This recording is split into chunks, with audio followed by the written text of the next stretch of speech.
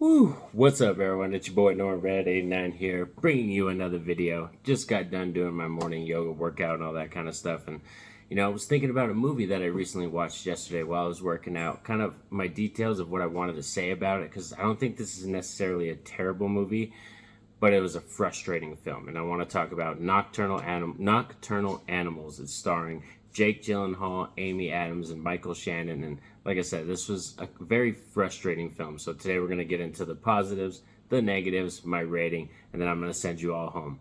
So let's get into this video. Roll it.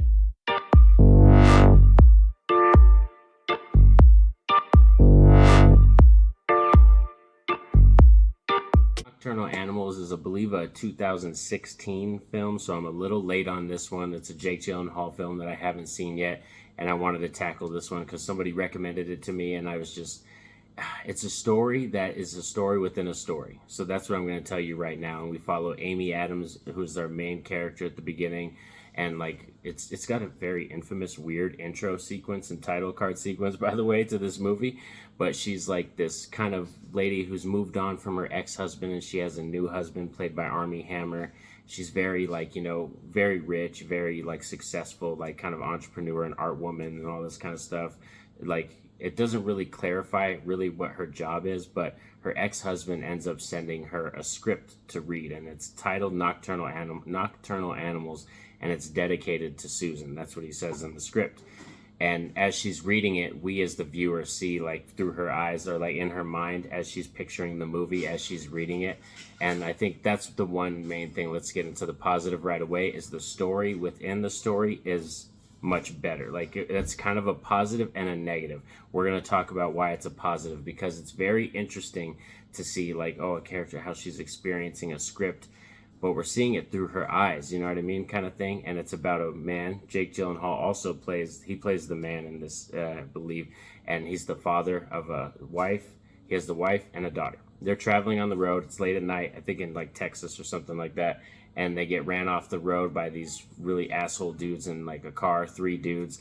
The tire gets blown out. The three guys offer to help them, and it just goes into a very, very dark place. Like, this film takes a turn, like when it's talking about that script. But as the movie progresses, we take breaks, and we, experience Amy Adams' story as well.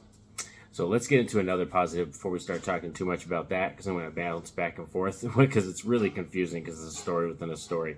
So for another positive, the acting. The acting is really good in this movie. Like, I guarantee, like, all the actors and actresses in this movie deliver. Even Isla Fisher's in this movie, and they all deliver in spades, every character. And I like that aspect of the film. The writing is really good. There's some really good tension moments. Michael Shannon is probably the best character. I think he's really the bomb. He's the best character in this film, as he plays Roberto Andez, a detective. And yeah, there's, like I said, some great acting, top notch throughout this entire movie. Another positive, as you can tell, I believe it's Tim Ford is the director of this film. He just has a good direction with this film. He knew what he was doing. There's a clear style throughout this entire movie, and you can tell it's oozing out throughout the screen. And I like that aspect of the film too. Is like when you're a director and you're able to put your style on a film, and it's like, it's a stamp, it's kind of like a stamp, and it's not like, it just sticks out so much more. And now let's kind of get into the mix and the negatives, because let's talk about, like I said, this was a very frustrating film for me. And one of the mixed aspects, we'll call it right now, is the story within the story, because Amy Adams' side of it and all that kind of stuff, I really did not like that part. I felt like it was taking away from the script that she was reading, and I just felt like that script was so much more of an interesting story. And I get that's the purpose of the film. That really is kind of the purpose, and the script kind of goes parallel with Amy Adams' story and like symbolism and all this kind of stuff. And like but once this film starts to get artsy fartsy with you, and shows Amy Adams kind of lingering, staring at paintings, like drinking wine, like, it's just, I don't like that stuff. It's too much meandering. It's too much self-indulgent crap that I don't like. And I feel like this film is just, it's trying to go for a higher intelligence type audience. That's what it's like trying to do almost. And it doesn't need to be that. It really doesn't. So that leads into my other negative, is that this story within the story, I really wish it was just the main thing. They would have just simplified it. And that third act, especially that we end in the Amy Adams storyline, we see her read the script. We do eventually get to the end of the script, and it leads into the third act and what she does and, you know, all this kind of stuff. But oh man, I just didn't like it, the landing spot. Like, and once we hit that landing spot at the end, I was just like, nope, this isn't the movie for me. It was very frustrating. Like I said, this isn't a bad movie. I can't knock this movie for being horrible because it's executed well. The direction, the acting, the story is very thick, very potent and strong. And it's like, I just think it's a film that overcomplicated itself. That's one way to put it. I think it's a film that overcomplicated itself, and it really didn't need to be that. It should have simplified itself. And I think if it was just the script within the story that she's reading and that was their entire movie, it would have been so much better. This would have been like probably like to me one of the greatest movies of that year when it came out in 2016.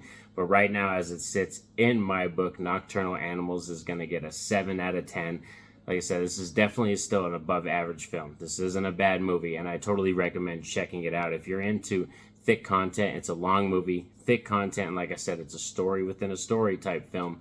If you can handle that, try it out for sure. But like I said, there's just missed the mark on me for some areas, and they overcomplicated it, and I really wish it was just that one story instead of continuing with the other story. It just took away from it for me, and that third act was not a great landing spot at all for me. So yeah, but I would love to hear from all of you in the comments section, because this is just my opinion. Let me know what you think of this film if you've checked out Nocturnal Animals. And by the way, I should have mentioned it's currently on Netflix. That's where you can check it out.